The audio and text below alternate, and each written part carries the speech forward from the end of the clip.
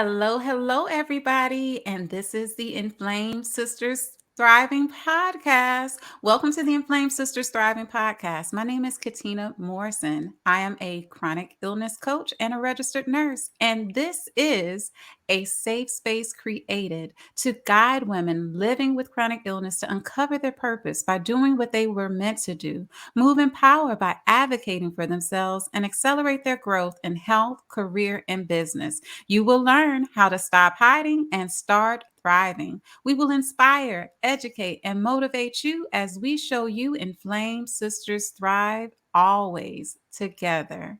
So, everyone, it's so wonderful to have you today. And guess what? I have an amazing guest, and her name is Dana Lawson. Hi, Dana. How are you doing today? I'm doing great, Katina. Thank you so much for having me join you today. You're welcome. I would love for you to introduce yourself to our audience. Okay, well, as Katina mentioned, my name is Dana Lawson, and I'm a menopause health coach. And I help women to connect with their bodies in a way that they haven't before and use holistic means to help them to understand what's going on in their body and the messages and signs that they're getting to be able to interpret them and then move into action on how to take care of themselves in this brand new way in the menopause transition. So, you already know what we're going to be talking about, everybody, and My that is favorite topic. exactly menopause. Believe it or not, everyone, I am also a woman in menopause. I'm currently 38, but became a menopause sister at 36 years old when I had a hysterectomy, a total hysterectomy. But we'll get into those details a little more. Can you tell me about your personal journey and connection with this particular topic? Okay, thanks for asking. I really had a difficult transition, Katina, into menopause. So here's what I knew about menopause: your period stop, and that's it. And since I had such terrible menstrual cycles growing up, I was like, okay, great. I'm looking forward to it. But I really didn't understand what was happening to my body to cause the cessation of a menstrual period. So when I had my last period, and it had been a year, and in the beginning, like the first 5 or 6 months or so, I was still fine, kind of. And then as I continued to progress into this postmenopausal stage, things really hit me like a ton of bricks. And I'll elaborate a little bit on those stages beforehand, because there were things that were happening to me prior to, like in my early 40s, like between 43 and 45, that I just didn't know and I didn't make the connection. So in my mind, things started to plummet that first 6 months after menopause. I gained 30 pounds in a really, really short period of time that no matter what I did not budge. And that was a problem. But I tried not to focus so much on the weight loss because, you know, that could really send you down into a very negative spiral. So I decided, okay, I'm not crazy about it, but I'm not going to be hard on my body. I'm not going to be hard on myself and hate myself. Let me just compartmentalize this piece and then work on the other things. So the depression, the deep sadness, the lack of motivation, not doing the things that I enjoyed. I know some of the things that make me very happy. And even trying to engage in those to bring back those feelings of joy just didn't happen. And that was the thing that scared me the most, because in addition to the weight gain, I'm like, well, I don't feel like myself. I wanted to stay in bed all the time. When I did get up and work and carry on daily activities, there was just, it felt like a cloud would just come over me. And, next thing I know, somebody says something and I'm in the corner crying. So that was the thing that really motivated me to say, okay, something's not right. I don't feel like myself. So I started doing the things that I know to do as a health coach. So clean up my diet even more. I thought I ate well, so I cut my calories and my carbohydrates even more. I was exercising like a maniac and running 3 to 4 times a week, everything green, and nothing moved. Nothing. And you even get that endorphin rush from exercise, but that didn't even really touch my emotions enough to make me feel better. So I reached out to someone who I went to school with, and I was like, I don't know what's going on, but I think I just need somebody to kind of coach me and just get me past this hump. Maybe let's work together for 6 to 8 weeks, and then I'll be off to the races. So we did. She asked for lab work, which it was time for my annual visit. So I sent it to her. And our next coaching call, she says, Dana, I think you're in menopause. And I was like, yeah, okay. Well, what does that mean exactly? And so she started to tell me about the hormonal deficiencies and how it affects us. And it resonated with me, and I'm like, okay. So the light started to glimmer, because it was in the space that I was in emotionally, mentally, and physically. It was pretty dark. So Hmm. she actually connected me with another health coach who specializes in hormones, and Karen Martell, and I worked with her. And so she did the foundational things: diet, sleep, stress, and movement. And so when I started to feel better, I was like, oh, okay. I started to come back to myself. And we worked on some other things that I know we'll talk about a little bit later in the Yeah. podcast. But I've just that's where I started to really come back to myself. Yeah, I've just been enjoying listening to this story, your journey that you experienced, because the truth is so many women experience those things and they don't know anybody to reach out to that can give them that assistance. That's what I love about what you personally do, is that you can be that guide for women who are in this new phase of life and help it not to be a journey, a journey that is, you know, scary or formidable, but it's something that they can actually conquer and learn how to thrive in. Menopause is not the end of the world or end of life. It's a new beginning, is what I have personally experienced myself as a person. And this is what people need to know. This is what menopause can look like. Don't they get the impression that it's someone who might be much older, or may be ailing, and who is very temperamental and unhappy and making everybody around them unhappy. Can Yeah. you define menopause though? Because you mentioned that point that many people just think, okay, so my period stops, but can you define it for us? Yes. So a woman enters menopause when she goes 12 months without a menstrual period. And so in that, the day after 365 days from her last menstrual period, that is menopause. So it really is just that one day in your life. And everything else after that is post-menopause. And then prior to the cessation of the menstrual cycle is that perimenopausal stage, which a woman can enter in, like you said, in surgical menopause, when you have a total hysterectomy. Especially so if you have your ovaries removed, you're immediately thrown into menopause. But if that doesn't occur, then women in their early to mid 40s can start to feel the decline of certain hormones that are needed for ovulation and a menstrual period. And that's probably the time that's most confusing, because of the decline of those hormones. Your menstrual cycles are all over the place, and your moods are all over the place. Your weight is all over the place. it's a time of a lot of confusion, and many women even think that they have a like something is seriously wrong because it is so different from what they've experienced, prior to that. Hmm.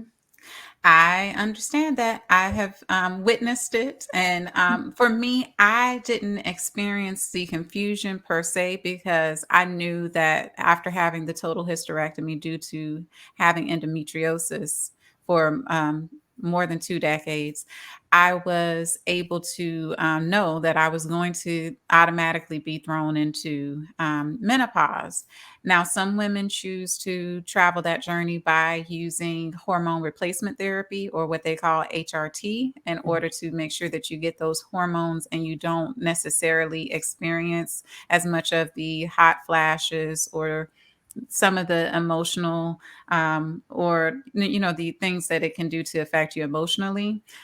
So it keeps your hormones at that balance where you don't have to worry about other things as well, such as, like, for instance, another complication of menopause is women tend, because they're not getting enough vitamin D, and because of those decrease in the estrogen and progesterone levels, they begin to potentially have bone loss, Right. or degeneration as a result of it that can result in osteoporosis. Hmm. So, having hormone replacement has been something that some choose to do for that case, but not every woman uses hormone replacement therapy. And there are considered natural versions of hormone replacement therapy. And then there's unnatural or synthetic or, Right.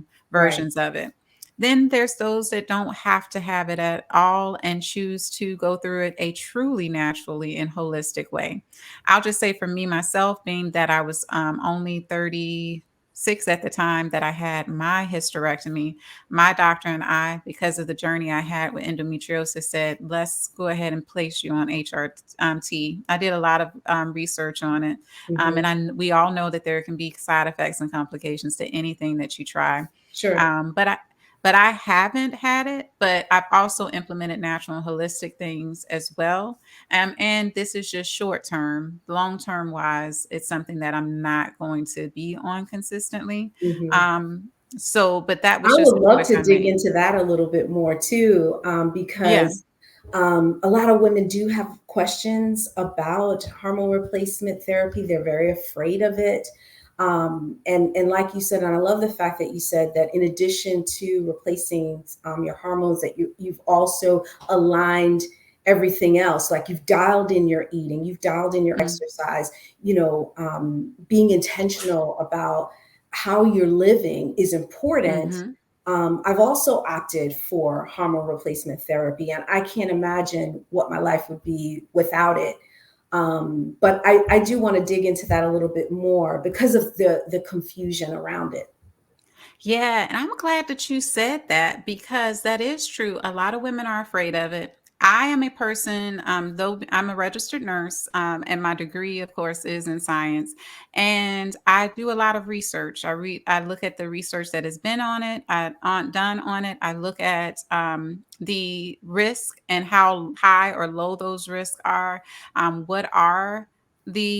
What is the propensity for there to be complications with it, and then I look at myself and how would I respond to losing all of those hormones so quickly. What could that really throw me into? What can it do to Right. me? And I already had a hormone imbalance because of severe endometriosis as it Hmm. was. Hmm. So it was important for me not to throw my body into what I thought would be more like throwing it into a real shock. But there are, as I mentioned, others who chose that I know who chose not to choose it as well, and they did fine. But those who haven't chose to, that didn't do so well, that Hmm. I Hmm. witnessed. Yeah.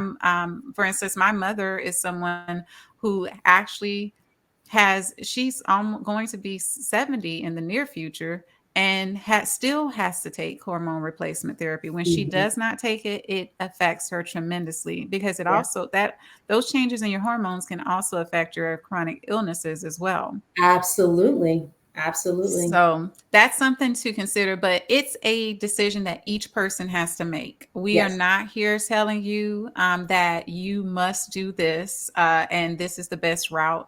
I have seen it done both ways successfully. It's just that my personal preference was the direction of HRT because literally I woke up the next day after my hysterectomy. They had Hmm. already placed a little small patch on my belly that I use Hmm. and on my abdomen. I'm saying, but they placed it there, and I woke up the next day with energy I had never had before because Wow. I had severe anemia Yeah. since the age of 11 or beyond or Hmm. before that, and it was the endometriosis that caused it. Once I got to that point, my hemoglobin levels, which should be, usually 12 plus, 12 to 16 at least, or for women, Right. was always 9 or had gotten to the point where it was 8, which puts you in the phases of you needing to be hospitalized. And this was in Hmm. 2020. So this was a very serious time where I was needing to choose between whether I was going to be living or whether I was not going to be living. Right. Because everybody So knows what we were going through as a country, in in the that world time, during that time. Yes. yeah, so that was the direction that I went into, was choosing to have the hysterectomy. But for you, you had the more natural progression of it. So you came to the and like I said, but I woke up. We'll talk more about the real Yeah. facts about hysterectomy, a little what life like is like after menopause a little later. Yes. Yes. But for you, going through that natural progression, getting the coaching that you received, what difference did it make for you? And what were, you touched on a bit of the things that help, but what are things that you recommend for women? So, what difference did that coaching and the knowledge that you gained have? And what do you recommend? Yeah. So the knowledge that I gained was truly an eye opener.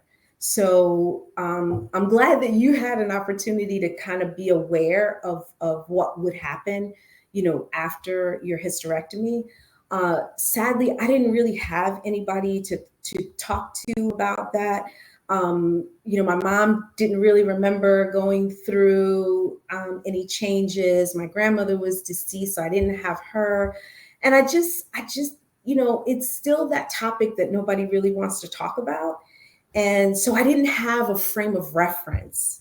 And so what I learned about the human body, how it works, what our hormones do, it it was like a light bulb moment. So in my head I was thinking, okay, no periods, okay, but I didn't think any further than that. And that's what one mistake a lot of women do in this age group, is that they don't question what's happening. They take for granted that this process is happening. They know it's going to happen, but they don't really know what it's going to mean for them, right? Because you mentioned earlier that it's a very personal journey. Everybody experiences this menopause transition in a different way, but that's a big mistake by just letting it happen.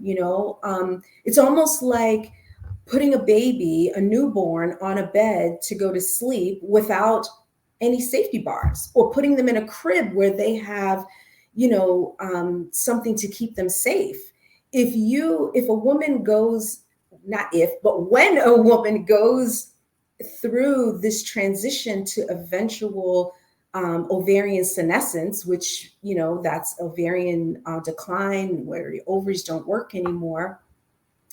If you don't do something about it, that's just like leaving your life to chance. And another mistake women make in this transition is not knowing where to go to get the information that they need. And so when I worked with the hormone specialist, she not only told me how the body works, but she told me why I was experiencing the symptoms and how it related to estrogen, progesterone, testosterone, particularly the first two. But there was, testosterone deficiency. And some women experience it and some women don't. But when she explained how that all works in the body, I was blown away. It finally made sense why I felt so bad. And so when I got that information, it's like, okay, so now how do I operate now? How do I move now to experience the best level of health that I can? What interventions do I need to do? So I'm gonna make you laugh because I used to run, and I used to, I went vegan and plant-based way before it was a thing. And so I always felt like I was a clean and good eater. But I realized that some of my practices were still causing inflammation of my gut and um, uh, insulin resistance because of declining estrogen. Insulin are, the cells are not as responsive to the messages from insulin to, use the glucose in the bloodstream for energy. So now I'm holding on to it, which was responsible for the weight gain. And women who decline in estrogen are going to be inflamed. That is a fact. And so realizing that, it's like, okay, so I thought I was eating good, but I still needed to make adjustments to make up for where my body was faltering. And that's another mistake that women make. We think, okay, well, I'll cut my carbs, I'll cut my calories, I'll exercise because and I'll do it that way because that's what we did before. But your body's changed. So you need to change along with it and nourish yourself the way that your body is needing at this point in your life. So I a lot of times I'll tell women that your body has started to speak a new language. And so now you need to learn that language so that you can not only communicate with your body, like being able to nourish it properly, but also that you can receive the communication from your body and understand what it's telling you when you have heavy periods or when you miss a few periods or when you are, experiencing brain fog, skin dryness, painful sex, all of those things. Now you can interpret, oh, okay, well, my body is telling me that, because of this deficiency or this hormone decline, this is why I'm experiencing these things. And now you know how to handle it. So did I answer your question how that helped me? So the knowledge Yes. really empowered me. It's like, okay, I'm not falling apart. I just need to be on the same page with my body. So I think your second question was, how did it help me? Well, actually, you touched on all those parts Oh, and okay. even the things about what you recommend for women because and I love this is also what shows that she is an amazing educator and guide because you started putting into their specific things that women do wrong and what they should do instead and what that should trigger us to do. That was amazing. So whoever's coaching with you is really getting some beneficial training and information because I'm sitting here like, ooh, look at this. Okay.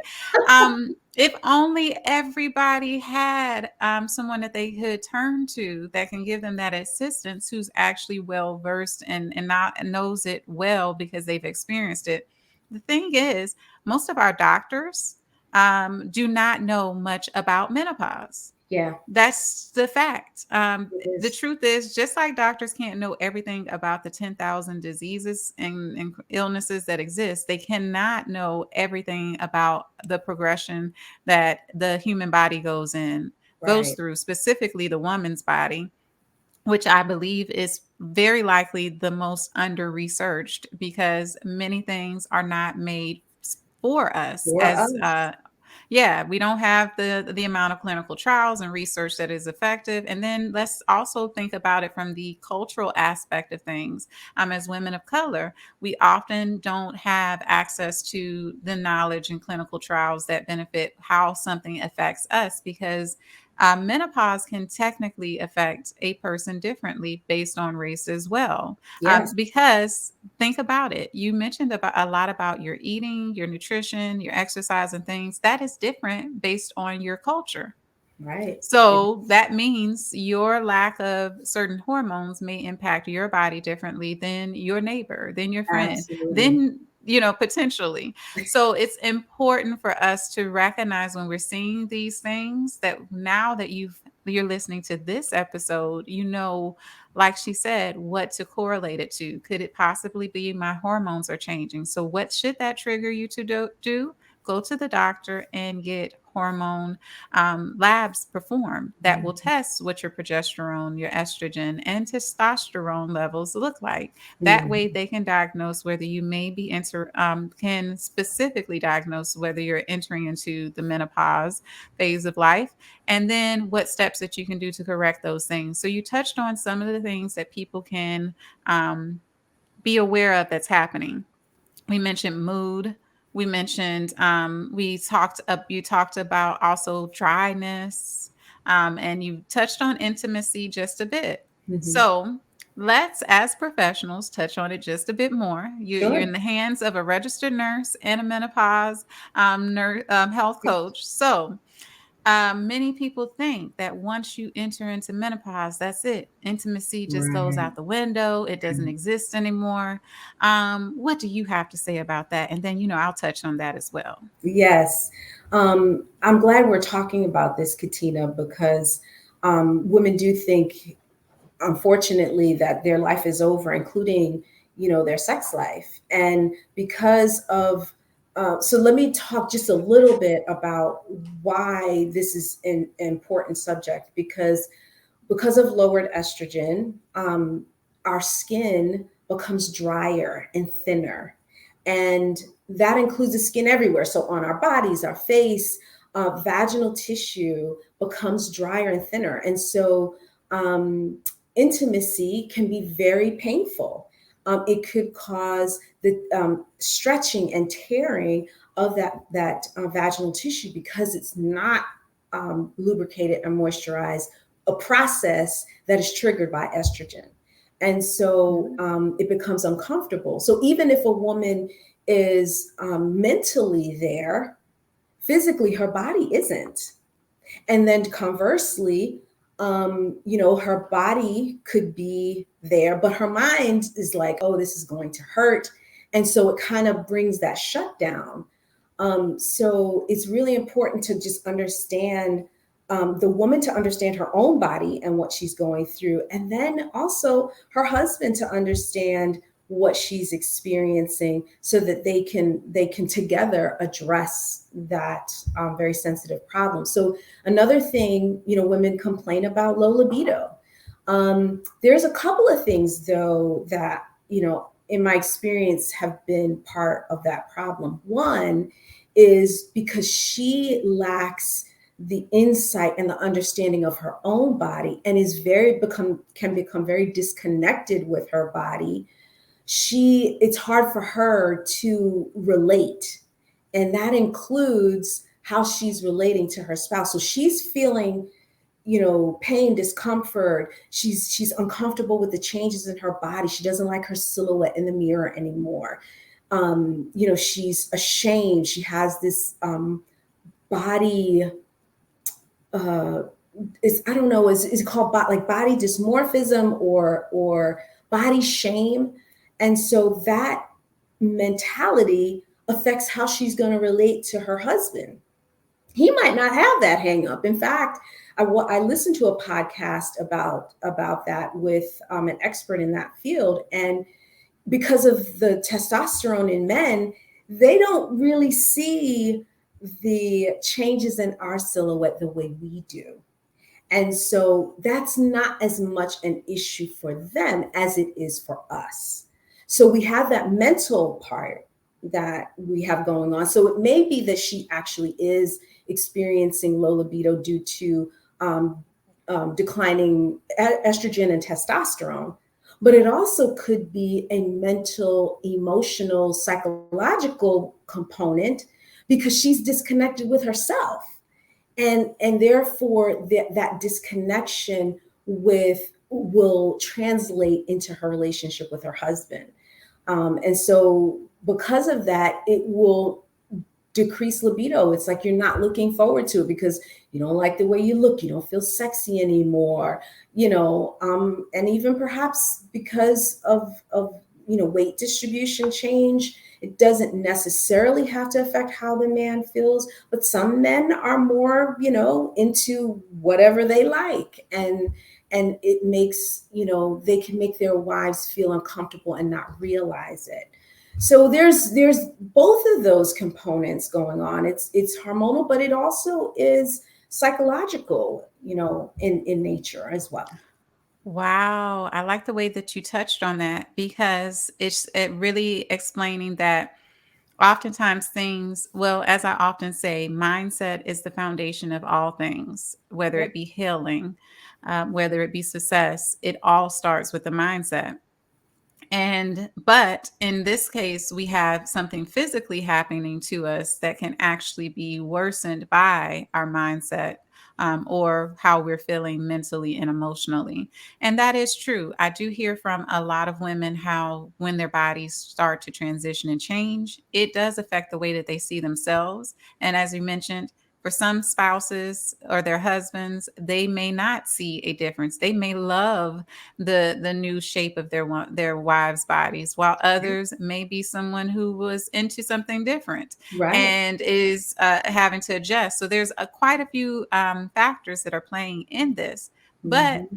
one of the things that I think is very important is really having open and honest discussions with your mate or with your partner to really discuss with them what your needs are and what you're experiencing. Ask instead of assuming what they think or what they feel, ask them what do they feel? What do you think about my body? Do you notice the changes in my body? So that because you may be surprised that your husband might actually say, "Yes, I Hmm. love your body. I Right. love the changes. I love the curves. I Hmm. love having more to hold on to." You might actually find that all this time you're beating yourself up about grieving the body or the woman that you lost and you find out that the person that loves you most Yeah. actually loves those changes. Yeah. And then for some women, for instance, for me, being that I had my hysterectomy at 36, I'm currently 38 right now.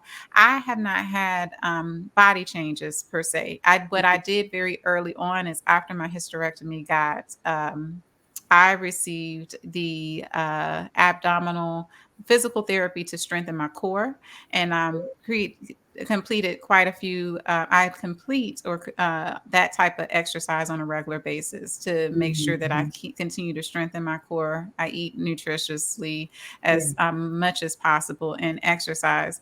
So people look at me and they're like, "Your body hasn't changed. What you talking about?" But Right. there's things that I did to ensure that when those organs are gone, you that everything is going to move differently. That's right. It could have happened. I felt a difference in there before I did those things. But to Hmm. go back to the topic is don't look at me and say, "Girl, you talking about how about people body change and you over here." Well, a sister Right. lost 50 pounds, okay, before having a hysterectomy. Yeah. And that's so I kept those habits up, and that's why my body is at the moment what it is. Yeah. But as I mentioned, you also have to fall in love with your new body and what You it is, and do. You this can do. be important to intimacy. You don't can't rely on just your spouse to be what that's not the definitive part of intimacy. It's actually a partner. It's two people involved in it. So both of you need to be included. So like I say, communicate, ask these questions, and then talk about if you're experiencing discomfort, go to your doctor and talk about it with your spouse and see things that you can do to improve it. Yeah. Lubrication is very important. It ladies. is. Okay, so there's many natural and holistic ways, and as well as medicinal ways in which we can improve this, because sexual intercourse is a part of the marriage arrangement, and it's very important for that to continue. The man still has his testosterone, you That's still have right. your needs. So that's what it is. So we talked about it, y'all, professionally. That's right. That's Did you have right. anything else to add from your experience? Yeah, no, I love that because that change that happens, I really, you touched me when you said that, a woman may be grieving that loss, and it's so true. You actually go through a grieving process because now you're moving from being a fertile woman to infertility. It's a Mhm, loss, and so mhm, you do need to give yourself that permission to grieve that loss, but not inconsolably so, because it opens the door, as you said in the very beginning, to new possibilities.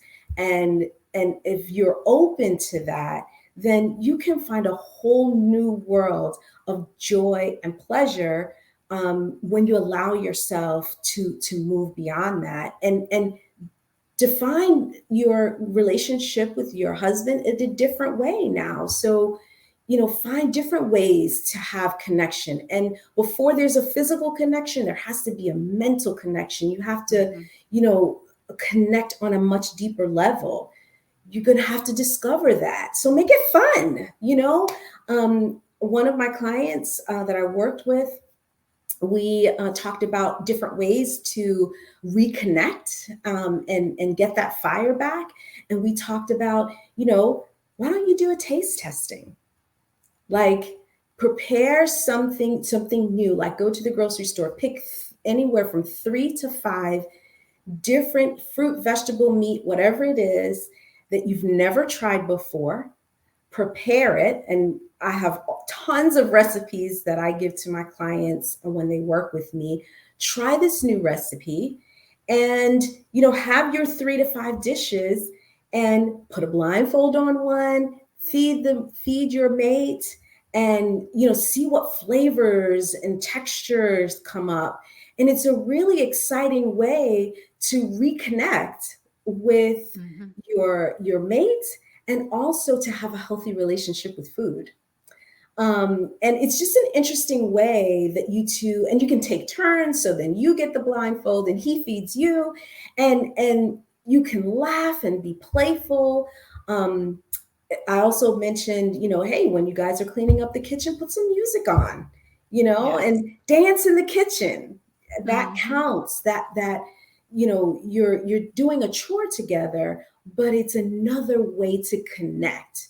And so that mhm, translates, and for a woman, that translates into intimacy, and will carry on to the actual physical act. And so you can regain that. It's not all lost, but it's you can honor the hormonal piece that goes along with it and address that, but also honor the connection, because it's not just that, it's always the other piece for women. And so when you bring them both together, then you realize, oh, okay, the feelings that I had before are returning. And when you address the dryness, the vaginal dryness, then it can be pleasurable again. It doesn't have to be a dreaded chore. So mhm. all of those pieces together will really make it, you know, really a beautiful experience, like it should be. Exactly, and that's right, not a dreaded chore, okay? This is a blessing. Yes. Um, so, and being someone who's been married for 16 years now, we every life and marriage and love goes also in phases, just like menopause, for a woman who goes from perimenopause to to menopause to postmenopausal. Those are all phases, but you have to, in those phases, things that you learn about each other and changes that you may have to make within your relationship. But communication and compromise and Mhm. understanding, empathy are very important parts of a marriage and a relationship transitioning through those phases, even when it comes to the woman and the man, Yes. and the hormonal changes that each of them may have. So the things can happen both ways. For men, they have changes as well that aren't as often talked about, but women experience changes. So going through that together and treating it the same way that you treated any phase within your marriage, with Right. love and care, compassion, compromise, empathy, Yes. you'll be able to make it through that much easily. And Mhm. as I said, 16 years married and 2 years into menopause, and a sister is doing just fine in that area. Right. But she's I'm just saying. So the point is this, y'all: menopause is not the end all of anything.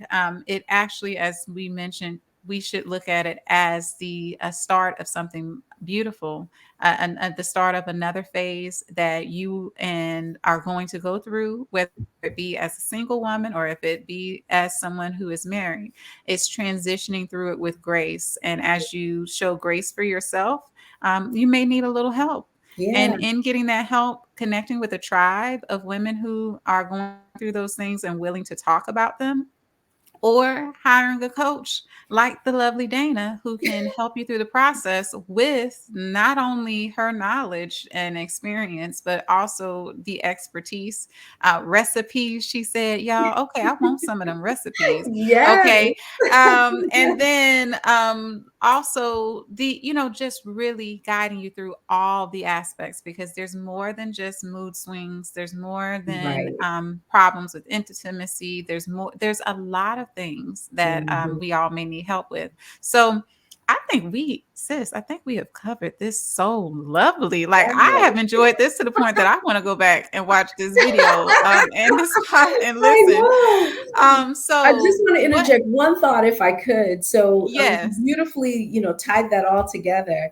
Um, Hmm. one another mistake that women make is just thinking that I have to grin and bear it. I have to. This is just part of life, and so you just deal with it. They're even told that by some in the medical profession. So your hormones are in the toilet. You're not sick, but you don't feel well, and it's like, well, this is what do you expect? This is the part of life you're in. Yes, that's true, but it doesn't mean that you cannot have optimal health. You may be in this situation, but it requires intervention. You just do not let nature take its course, because if it does, you're going to go to the grave a lot faster. I mean, and that's just the fact. And you're going to age in a very unhealthy way. So we live longer, right, Katina? Life expectancy in the United States is longer now than it ever has been. But what quality of life are you going to have? And as women, we want to extend our lives, but how? Like, you want to live a high quality life where you still can play with your grandchildren and go for hikes, enjoy company, not have social anxiety and extra weight even. So it requires that you do something. You do not just let your body take its course, because it's not going to be good. You do need to get educated. You need to do your research and look for ways that you can intervene to have the best quality of life possible. Amen. If I can just say that again. The truth is this: anything that we go through in life, we need to do so with intention. Yes. If we know, you're now aware that you're going through menopause, you don't just grin and bear it and go through this without a fight. The truth is, quality of life is important no matter what phase of life we're in, no matter what stage of life we're in, whatever your age is, whatever your circumstances are. You need to always invest in quality of life. and Absolutely. self-care. And I love the way that you put that. That was so beautifully said. So this I know is going to touch quite a few women. Many I know. I So certainly hope so. I hope so too. That's why I was like, there's no one else I wanted to have this discussion with but you at this and this is going to be a beautiful way to really also be celebrated during, Menopause Awareness Month, Yeah. which is October. So I hope that it will find listening ears, especially then when this beautiful phase of life is being celebrated. And Mhm. so I look forward to that. But what I want to do is, can you please tell us where can we reach you? Yes. So on Instagram, my Instagram handle is at Align and Shine Now. And you can find me also on Facebook at Align and Shine Health Coaching. My website is alignandshinenow.com. And those are the three ways that you can contact me. I'm more active on Instagram. That is the primary source of where I do posts, stories, and I have a series on Mondays called Menopause Monday. And at 1 o'clock Eastern every Monday, I discuss a topic that is, relevant to menopause. So we talked about menopause and incontinence. We've talked about surgical menopause, sleep in menopause, how to prepare for menopause, the signs of perimenopause, just a variety of different topics. Even this past week, I had the wonderful pleasure of having a style coach with me, Carmen Leonard, and we were able to do the Menopause Monday Live, talking about style and fashion and how to dress yourself for your new body and color, accessorizing and different things. And that was super fun. I got a lot of good feedback on that. So it's a variety of topics. And of course, if anyone DMs me and says, "Hey, Dana, can you talk about that?" I will put it in the rotation for Menopause Monday. Awesome. And I had the opportunity, I believe, I was on a Wednesday, I think. I wasn't Yes. on Menopause Monday. But wait a minute, that means I need to come back. Yes, Okay, so so I'm looking forward absolutely. to that. So I have really enjoyed this discussion. I hope that all those whose ears this touch are educated, inspired, and motivated to stop hiding and start thriving so that Yes. you can understand that you are not alone. And whatever phase in life, we can still have a beautiful quality of life. So please reach out to Dana. She will be able to provide you with all the education information and put in some questions for her that you would love for her to feature on that Menopause Monday. I've actually enjoyed peeping in when I can and catching the replay. So, ladies, as you know, I always end every episode with these words.